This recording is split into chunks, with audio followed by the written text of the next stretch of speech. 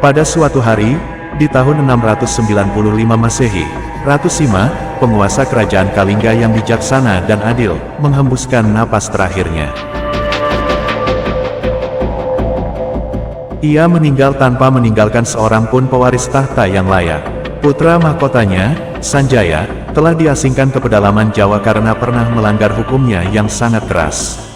Putra bungsunya, Samaratungga, telah memeluk agama Buddha dan menolak untuk menjadi raja.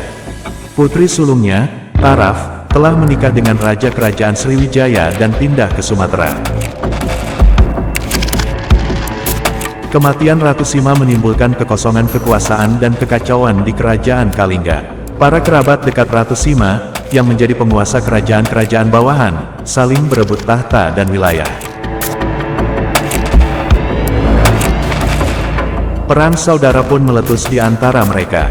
Rakyat Kalingga menderita akibat perang yang tidak berkesudahan. Banyak yang mati, luka, kelaparan, dan mengungsi. Kerajaan Kalingga yang dahulu makmur dan sejahtera, kini hancur dan porak-poranda.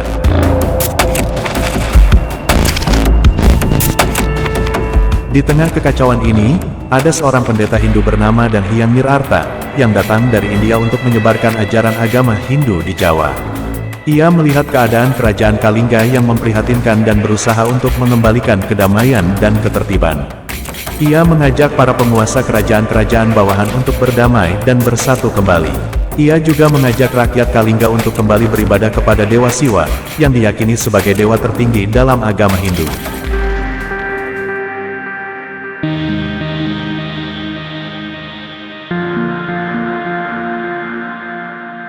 Namun, usaha Dan Hyang Mirarta tidak mudah. Banyak penguasa kerajaan-kerajaan bawahan yang tidak mau mengalah dan tetap ingin berkuasa. Banyak rakyat Kalingga yang sudah terlanjur beralih ke agama Buddha atau Islam, yang masuk ke Jawa melalui jalur perdagangan dengan Tiongkok dan Arab. Banyak pula yang tidak percaya lagi dengan agama apapun, karena merasa ditinggalkan oleh dewa-dewa. Dan Hyang Mirarta tidak putus asa. Ia terus berkeliling dari satu tempat ke tempat lain, memberikan ceramah, nasihat, dan berkah kepada siapapun yang mau mendengarkannya. Ia juga membangun beberapa candi dan pura untuk tempat ibadah dan pertapaan. Ia berharap dengan demikian, ia dapat menanamkan kembali nilai-nilai keagamaan, kebudayaan, dan kebangsaan di hati rakyat Kalingga.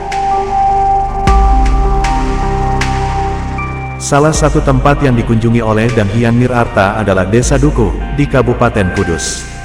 Di sana, ia bertemu dengan seorang pemuda bernama Sanjaya, yang ternyata adalah putra mahkota kerajaan Kalingga yang diasingkan.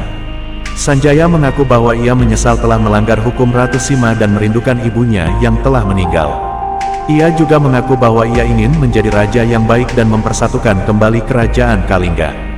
Dan Hyang Mirarta merasa kasihan dan simpati kepada Sanjaya. Ia melihat potensi dan bakat yang ada pada pemuda itu.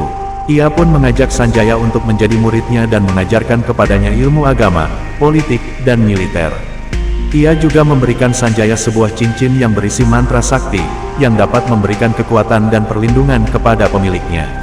Ia berpesan kepada Sanjaya agar menggunakan cincin itu dengan bijak dan bertanggung jawab.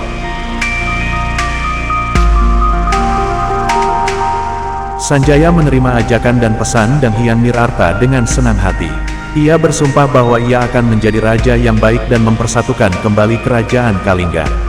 Ia juga bersumpah bahwa ia akan menghormati dan melindungi agama Hindu, yang diajarkan oleh gurunya.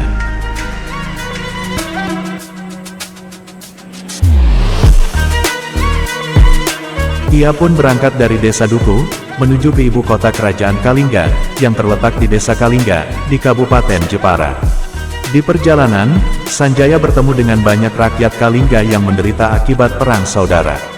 Ia memberikan bantuan, semangat, dan harapan kepada mereka. Ia juga mengajak mereka untuk bergabung dengan pasukannya, yang terdiri dari para pendekar, prajurit, dan pendeta yang setia kepadanya. Ia juga bertemu dengan beberapa penguasa kerajaan-kerajaan bawahan, yang bersedia mengakui dirinya sebagai raja kerajaan Kalingga dan bersumpah setia kepadanya.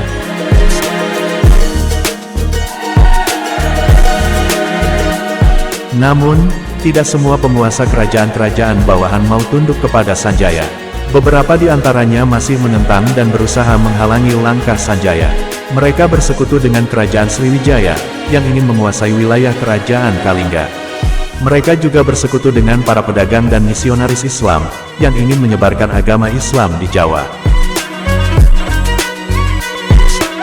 Sanjaya tidak gentar menghadapi tantangan ini.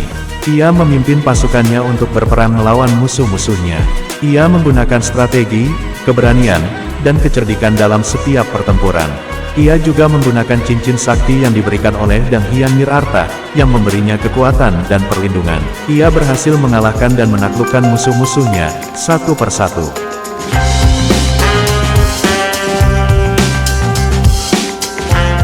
Akhirnya, setelah beberapa tahun berjuang, Sanjaya berhasil mempersatukan kembali kerajaan Kalingga. Ia dinobatkan sebagai Raja Kerajaan Kalingga yang baru, dengan gelar Prabu Maharaja Rakai Panangkaran Sanjaya. Ia membangun istana yang megah dan indah di desa Kalingga, yang menjadi pusat pemerintahan dan kebudayaan kerajaan Kalingga. Ia juga membangun candi-candi dan pura-pura yang megah dan indah, yang menjadi tempat ibadah dan pertapaan rakyat Kalingga. Sanjaya menjadi raja yang baik dan bijaksana. Ia meneruskan kebijakan dan hukum Ratu Sima, yang sangat dihormati dan dicintai oleh rakyatnya. Ia juga meneruskan hubungan baik dengan kerajaan-kerajaan lain, terutama dengan Tiongkok, yang tetap menjadi mitra dagang utama kerajaan Kalingga. Ia juga meneruskan ajaran agama Hindu, yang diajarkan oleh Dang Hyang Nirarta, yang sangat dihormati dan dicintai oleh rakyatnya.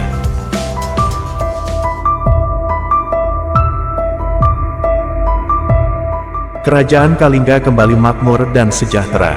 Rakyat Kalingga kembali bahagia dan damai. Kerajaan Kalingga kembali menjadi kerajaan yang disegani dan dihormati oleh kerajaan-kerajaan lain. Kerajaan Kalingga kembali menjadi kerajaan yang berjaya dan bercahaya. Demikianlah kisah legenda episode kali ini. Untuk sahabat Surya, jangan lupa untuk terus mendukung channel Surya Permata TV ini. Terima kasih, sampai jumpa di episode kisah legenda berikutnya.